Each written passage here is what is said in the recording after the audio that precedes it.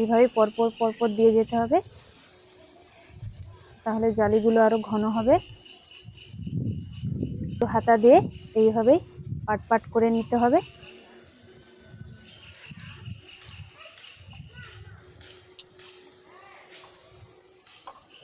নমস্কার বন্ধুরা, মাম্পি কুকিং রেসিপিতে আপনাদের সবাইকে স্বাগত জানিয়ে চলে এসেছি আবারও একটি নতুন রেসিপি নিয়ে।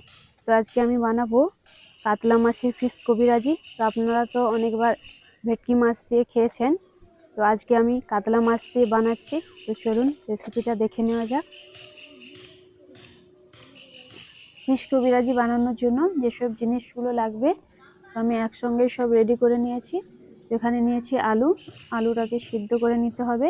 নিয়েছি আদা, রসুন, ধনেপাতা, পেঁয়াজ ও কাঁচা লঙ্কা নিয়েছি। তো এখানে কিছু মশলাও লাগবে, মশলাগুলোও আমি রেডি করে নিয়েছি। নিয়েছি গরম মশলা গুঁড়ো, মরিচ গুঁড়ো, ধনে গুঁড়ো ও জিরে গুঁড়ো। তো এগুলো আমি সব বাড়িতেই ভেজে মশলা করেছি। তারপর নিয়েছি লেবু, ডিম। এখানে 3টে ডিম নিয়েছি, ডিম তো অবশ্যই লাগবে। তো এখানে নিয়েছি কাতলা মাছ। তো আপনারা পোনা মাছ দিয়েও বা তেলেপিয়া মাছ দিয়েও করতে পারেন। তো এখানে লঙ্কা গুঁড়ি, হলুদ গুঁড়ি, লবণ। এখানে আমি কর্নফ্লেক্স নিয়েছি, পেট গুঁড়ি দিয়ে ভালো করা যায়। তো এখানে আমি তাই কর্নফ্লেক্স নিয়েছি, কর্নফ্লেক্সটা দিলে একটু মুচমুচে হয়। তো এখানে নিয়েছি কর্নফ্লাওয়ার, ময়দা নিয়েছি, আমি রিফাইন অয়েল নিয়েছি। এই জিনিসগুলোই লাগবে। তো সবটাই রেডি করে নিয়েছি। তো এরপর আমি উনুনের আঁচটা দিয়ে দেবো। এরপর প্রথমে আমি মাছগুলো দিয়ে দিচ্ছি, মাছগুলো দিয়ে সিদ্ধ করে নেব।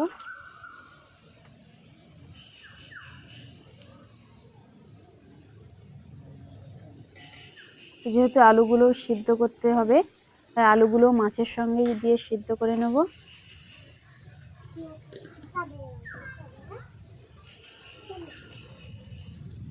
এখানে 4 থেকে 5 কোয়া রসুনও দিয়ে দিলাম একসঙ্গে ভালোভাবে সিদ্ধ করে নেব। ও সামান্য লবণও দিলাম, যাতে আলু ও মাছের ভেতরে হালকা লবণ ঢুকে যায়। এখানে সামান্য একটু লেবু রসও দিলাম, যাতে মাছের কাঁচা গন্ধটা না থাকে। তো আজকে দেখুন বন্ধুরা, মেঘলা আকাশ, তো মাঝে মাঝে 2-1 ফোঁটা বৃষ্টিও পড়ছে। তো তাই ভাবলাম যে আজকে কোনো রান্না না করে তো চলুন মাছ আনা যাক। তো মাছ দিয়ে তাই ফিশ কবিরাজি বানাবো। তো এই বর্ষা বা মেঘলার দিনে খেতে খুবই ভালো লাগে গরম গরম, তাই জন্যই আজকে ফিশ কবিরাজি বানানো। এখানে আমাদের মাছগুলো সিদ্ধ হয়ে গেছে। তো আলুগুলোতে সিদ্ধ হতে একটু সময় লাগে, তাই মাছগুলোই আগে ছেঁকে তুলে নিচ্ছি।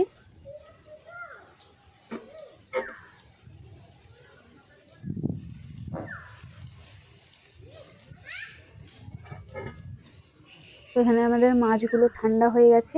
তো মাছগুলোর আমি কাঁটা ছাড়িয়ে নেব। তো এখানে আমাদের মাছগুলো থেকে আমি কাঁটা বেছে নিয়েছি। এরপর যে রসুনগুলো আছে মাছের সঙ্গেই মাখিয়ে দেব। তো মাছের একটা আঁশটে গন্ধ থাকে, তাই সেদ্ধের সময় রসুন ও লেবু রসটা দিলাম, যাতে আঁশটে গন্ধটা কেটে যায়। তো একই সঙ্গে আলুটাকেও মাখিয়ে নিচ্ছি, আলুও ঠান্ডা হয়ে গেছে, একসঙ্গে মাখিয়ে নিচ্ছি। গরম হয়ে এসেছে, তো এর উপরেই পেঁয়াজগুলো দিয়ে দিচ্ছি। পেঁয়াজগুলো দিয়ে হালকা লাল লাল করে ভেজে নেব। একটু বেশি করেই পেঁয়াজ দিলাম, পেঁয়াজটা একটু বেশি থাকলে খেতে আরো একটু ভালো লাগে। এদিকে পেঁয়াজটা আমাদের লাল লাল করে ভাজা হয়ে এসেছে। এরপর আদা রসুনের পেস্টটা দিয়ে দিচ্ছি।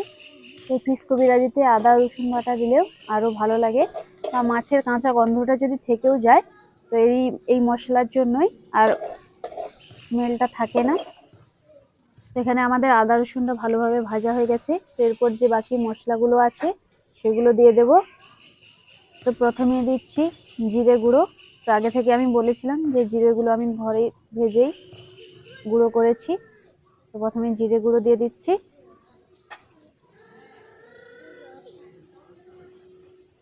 তারপর দিচ্ছি ধনে গুঁড়ো, অল্প পরিমাণে গোলমরিচ গুঁড়ো,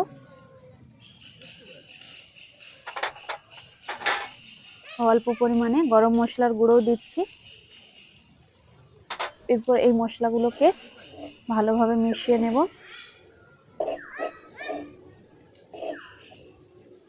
এরপর সেদ্ধ করে রাখা মাছগুলো দিয়ে দিচ্ছি। মাছগুলো এই মশলার উপরে দিয়েই হালকা ভেজে নেব। এরপর মাছগুলো হালকা মশলার সঙ্গে কষিয়ে নিয়েছি। তো এরপর সেদ্ধ করে রাখা আলু দিয়ে দিচ্ছি।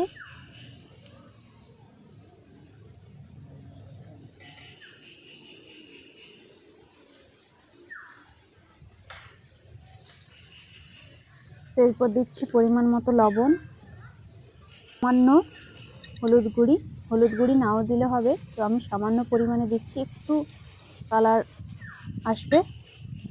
তো অল্প পরিমাণে লঙ্কা গুঁড়োও দিচ্ছি, আমি অল্প পরিমাণে দিচ্ছি। তো এরপর কিছুটা কাঁচা লঙ্কাও দিয়ে দিলাম, ধনে পাতাগুলোও দিয়ে দিচ্ছি একসঙ্গে। এগুলোকে এবার ভালোভাবে আমি মিশিয়ে নেব।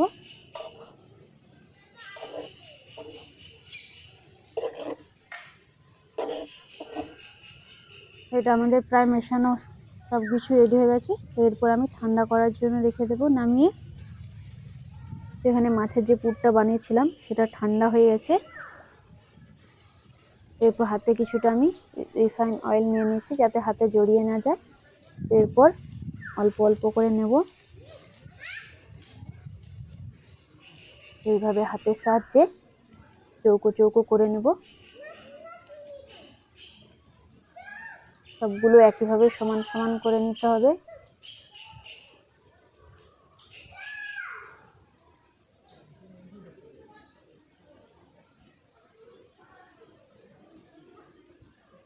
এই দেখুন, এইভাবেই সবগুলো বানিয়ে নেব।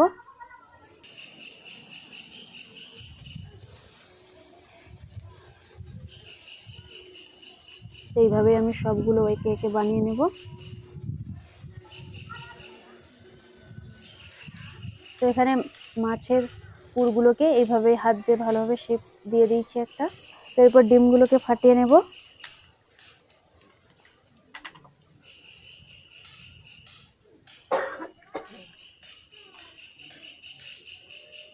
এখানে আমি 3টে ডিম নিয়েছি, যার যতটা পরিমাণ সেইভাবেই ডিম নেবে।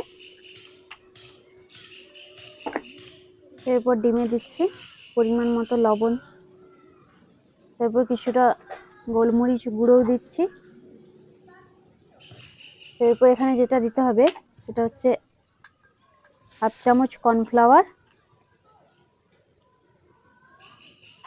ও 1/2 চামচ ময়দা নিয়েছি, তো ময়দা দিচ্ছি 1/2 চামচ।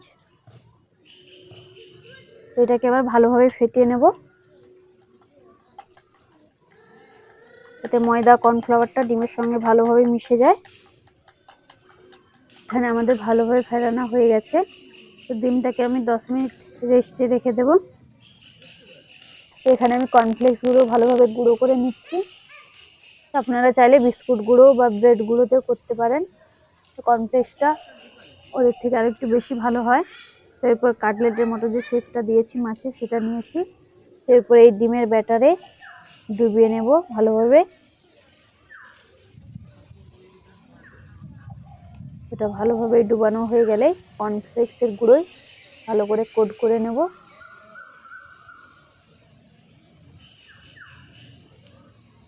কর্নফ্লেক্সের গুঁড়ো দিয়ে ভালোভাবে কোট করে নিতে হবে। এখানে আমাদের সবগুলোই রেডি হয়ে গেছে। এরপর উনুন জ্বালিয়ে তেল গরম বসিয়ে দেব।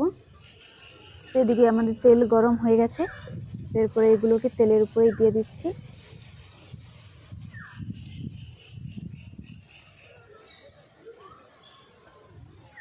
তো এখানে কম আঁচেই রেখেই ভাজতে হবে এই কবিরাজিগুলোকে, কারণ বেশি আঁচে ভাজলে এগুলো পুড়ে যাবে।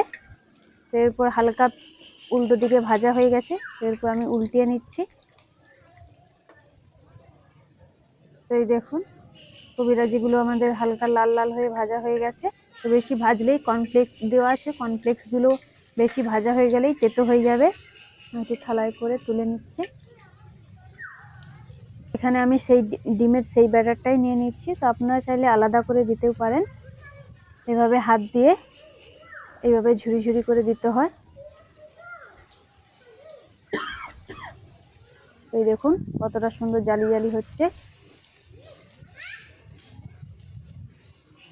তো প্রথম প্রথম মনে হবে যে হচ্ছে না, কিন্তু এরকম দিতে দিতে দিতে দিতে সবগুলো হবে।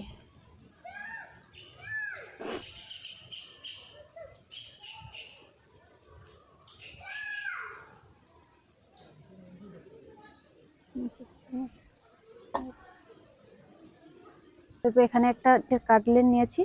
তো এইভাবে আবার ডিমের ব্যাটারে চুবিয়ে এই এক সাইডেই দিয়ে দিতে হবে।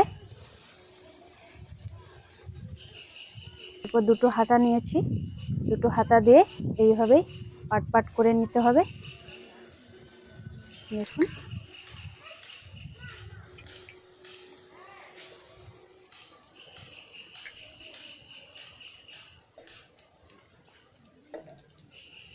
এই সময় উনুনের আঁচটাও মিডিয়াম রাখতে হবে। তো অল্প একটু লাল লাল ভাজা হয়ে গেলেই তুলে নেব। এই দেখুন এই কবিরাজিটা একদম রেডি হয়ে গেছে। তারপর এটাকে তুলে নিচ্ছি। এইভাবেই সবগুলো বানিয়ে নেব। বন্ধুরা আমাদের ফিশ কবিরাজি কতটা সুন্দর হয়েছে। তো আমি এই প্রথমবার বানালাম, প্রথমবার ট্রাই করব। তো অনেক দেরি হয়ে গেছে তাই খেয়ে দেখাতে পারলাম না। তো এইভাবেই আপনারাও বানিয়ে দেখুন, খুবই সুন্দর একটা রেসিপি। তো ভিডিওটি ভালো লাগলে চ্যানেলটিকে প্লিজ সাবস্ক্রাইব করে পাশে থাকবেন।